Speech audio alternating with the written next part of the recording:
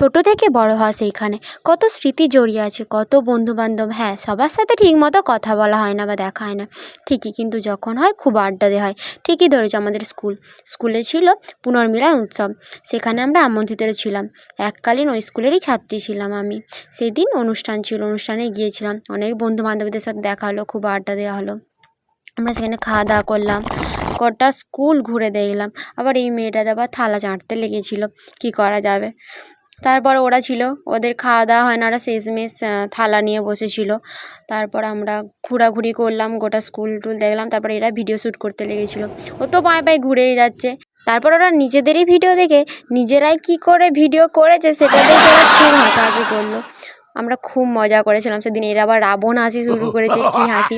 আর আমরা অনুষ্ঠান দেখবো, সাথে পপকর্ন থাকবে না সেটা আবার হতে পারে, চলে গেছিলাম পপকর্ন কিনতে। এই মেয়েটা সব জায়গাতেই বেশি লজ্জা পায়। তারপর আমরা কি করবো, পপকর্ন খেতে খেতে ম্যাজিক হচ্ছিলো, ম্যাজিক দেখে নিলাম। দেখো তোমরাও ম্যাজিকটা দেখে নাও। তোমরা যদি জেনে থাকো এই ম্যাজিকটা কীভাবে করলো, অবশ্যই কিন্তু কমেন্টে জানিও। চলো ম্যাজিক দেখা যাক কিছুক্ষণ। ক্রাউডটা দেখো, সবাই কত ছিলে যাচ্ছে। একটা পায়রা বের করে দিল জাদুভাবে।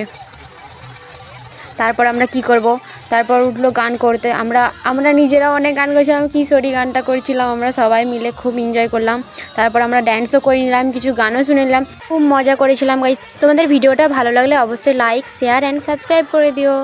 টাটা।